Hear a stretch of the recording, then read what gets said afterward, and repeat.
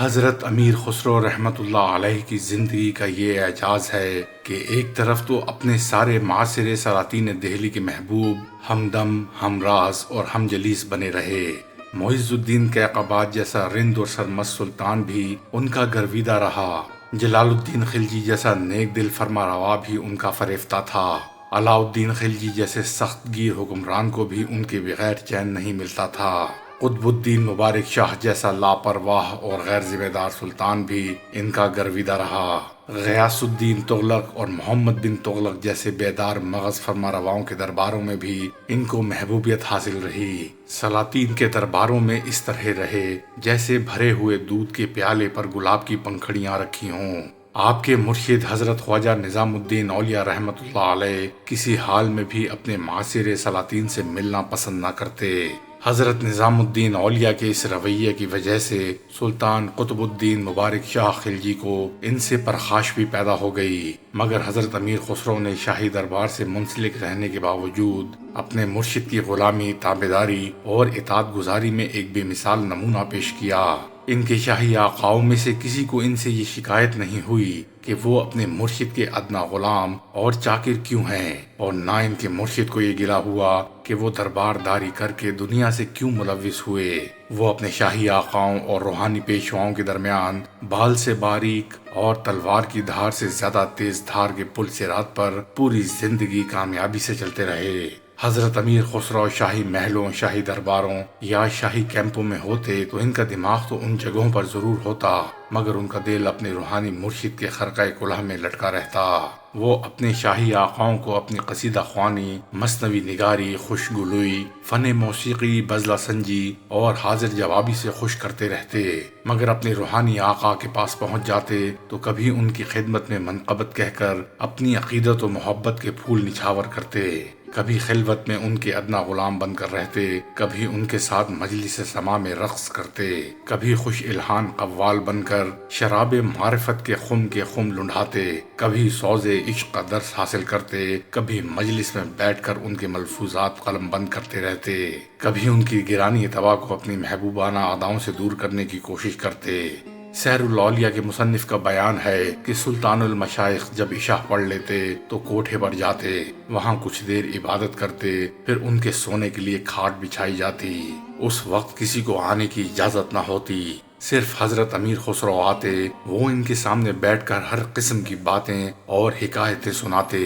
سلطان المشائخ سن سن کر ان کی خاطر اپنا سر مبارک ہلاتے رہتے، وقتاً فوقتاً پوچھتے رہتے کہ ترک کیا کیا خبریں ہیں۔ اس سے حضرت امیر خسرو کو اور بھی زیادہ فراخ دلی پیدا ہو جاتی۔ امیر خسرو کچھ پڑھ کر سنانے بھی لگتے۔ اس وقت چھوٹے بچے، کچھ رشتہ دار اور مولا زادوں کو بھی حاضر ہونے کی اجازت مل جاتی اور وہ پاؤں دابنے لگتے۔ رات کو اپنے روحانی آقا کے ساتھ خلوت آرا ہوتے، لیکن دن کو اپنے شاہی آقا کے پاس پہنچ کر انجمن آرائی کرتے۔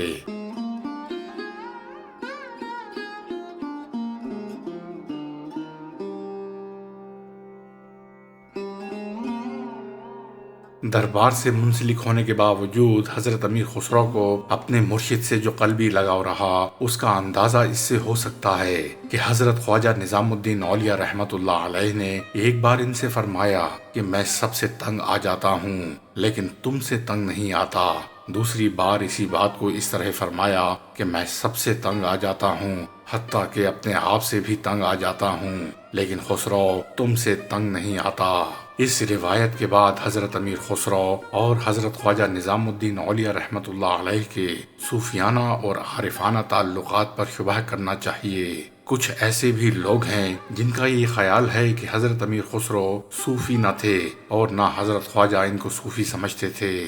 حضرت نظام الدین اولیاء کو امیر خسرو سے جو محبت اور شیفتگی رہی، یا امیر خسرو کو حضرت خواجہ سے جو موانست فریفتگی رہی، وہی امیر خسرو کی تصوف کی دل آویز اور دل پذیر کہانی ہے، جس کو سیر الاولیاء کے مصنف نے حضرت خواجہ کی زبانی بیان کر کے اس میں اور بھی عارفانہ رنگ پیدا کر دیا ہے۔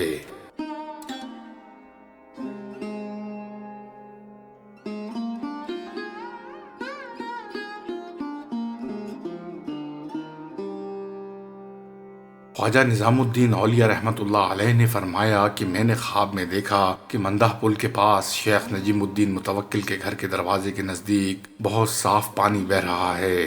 خسرو ایک اونچی دکان پر بیٹھے دکھائی دیے۔ میں بہت خوش ہوں اور مسرور نظر آ رہا ہوں۔ میرے دل میں یہ بات پیدا ہوئی کہ اس وقت خسرو کے لیے وہی چیز مانگوں جو میں چاہتا ہوں۔ میرا خیال ہے کہ میری دعا قبول کی گئی اور خسرو میں وہی کیفیت پیدا ہو گئی۔ ایک اور موقع پر حضرت خواجہ نے فرمایا کہ ایک روز خسرو کے لیے دعا کرتے وقت یہ خیال آیا کہ خسرو درویشوں کا نام نہیں ہوا کرتا، خسرو کو محمد کاسا لیس کے نام سے پکارنا چاہیے۔ خسرو سے جب اس کا ذکر آیا تو انہوں نے کہا، میرے لیے خطاب غیب سے آیا ہے، گویا رسول اللہ صلی اللہ علیہ وآلہ وسلم نے اس کی خبر دی ہے، اس سے مجھ کو ابدی نعمتوں کی امید ہو گئی ہے۔ حضرت خواجہ نظام الدین اولیاء نے امیر خسرو سے فرمایا کہ میرے لیے دعا کرو کیونکہ تمہاری بقا میرے اوپر منحصر ہے، میری بقا کے لیے تم کو میرے پہلو میں دفن کرنا چاہیے۔ یہ بات لوگوں نے کئی بار حضرت خواجہ کو یاد دلائی تو فرمایا ایسا ہی ہوگا۔ حضرت خواجہ نظام الدین اولیاء نے فرمایا کہ میں نے خدا تعالیٰ سے عہد کیا ہے کہ اگر مجھ کو بہشت میں بھیجا جائے گا تو میں خسرو کے ساتھ جاؤں گا۔ ایک اور موقع پر حضرت خواجہ نے امیر خسرو سے فرمایا کہ میں نے جمعہ کی رات کو خواب میں دیکھا کہ شیخ الاسلام بہاؤالدین زکریہ کے بیٹے شیخ صدر الدین عارف تشریف لائے تو میں نے بڑھ کر ان کی اتنی تواضع کی کہ بیان نہیں کیا جا سکتا۔ یکا خسرو تم دور سے نظر آئے اور میرے پاس پہنچ گئے اور معرفت کی باتیں شروع کر دیں۔ اسی کے بعد مؤذن نے فجر کی نماز کی اذان دی تو میں نیند سے بیدار ہو گیا۔ اس خواب کو بیان کر کے حضرت خواجہ نے خسرو سے فرمایا، دیکھو تم کو کیا رتبہ مل گیا ہے۔ حضرت امیر خسرو کا بیان ہے کہ یہ سن کر میں نے اپنی نیاز مندی میں عرض کیا کہ مجھ جھاڑو دینے والے کو یہ سب کچھ آپ ہی کا دیا ہوا ہے۔ یہ سن کر حضرت خواجہ پر گریہ طاری ہو گیا، پھر زور زور سے رونے لگے۔ خسرو پر بھی گریہ طاری ہو گیا۔ اس کے بعد حضرت خواجہ نے اپنی کلاه خاص اپنے دست مبارک سے حضرت امیر خسرو کو پہنائی اور فرمایا کہ مشائخ کی باتوں کا لحاظ رکھا کرو۔ سیر الاولیاء کے مصنف نے یہ بھی لکھا ہے کہ امیر خسرو کو حضرت نظام الدین اولیاء نے ترک اللہ کا خطاب ایک کاغذ پر لکھ کر دیا تھا۔ خسرو نے اس کو تعویذ بنا رکھا تھا اور ہدایت دی تھی کہ اس کو ان کی قبر میں رکھ دیا جائے، اسی کی بدولت قیامت میں ان کی بخشش ہو جائے گی۔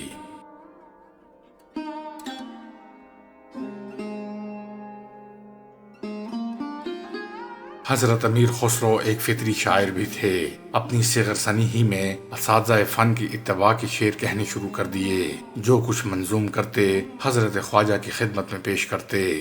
وہ اپنی شاعری کے سارے کمالات کو محض مرشد کے لعاب دہن کی برکت سمجھتے۔ مثنوی ناسپہر میں اپنے مرشد کی شان میں جو منقبت کہی، اس میں کہتے ہیں، من عضوِ لعاب دہن یا فتم کہ زین گونا آب دہاں یا فتم۔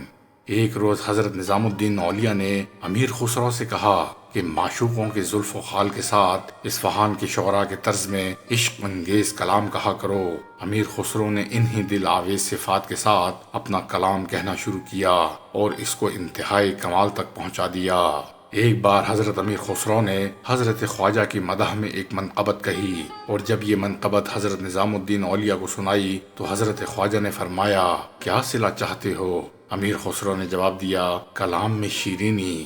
اس وقت حضرت خواجہ کی چارپائی کے نیچے ایک تشت میں شکر رکھی تھی۔ انہوں نے خسرو سے یہ تشتری منگوائی اور ان سے کہا، اپنے سر کے اوپر چھڑک لو اور کچھ کھا بھی لو۔ اس کے بعد حضرت امیر خسرو کے کلام میں ایسی ہی شیرینی پیدا ہو گئی۔ حضرت امیر خسرو آخر عمر میں پچھتایا کرتے تھے کہ کوئی اور بہتر صلہ مانگا ہوتا تو وہی ملتا۔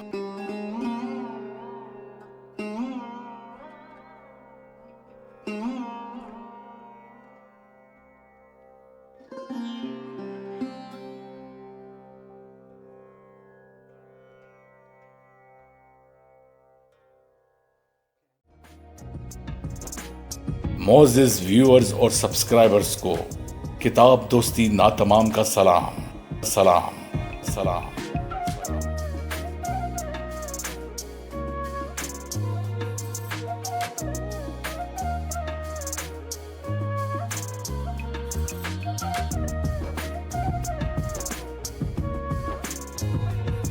آپ سے گزارش ہے، برائے مہربانی میرے دوسرے چینل ورلڈز انفارمیشن انسائکلوپیڈیا کو سبسکرائب کیجیے، جس کا لنک ڈسکرپشن میں موجود ہے۔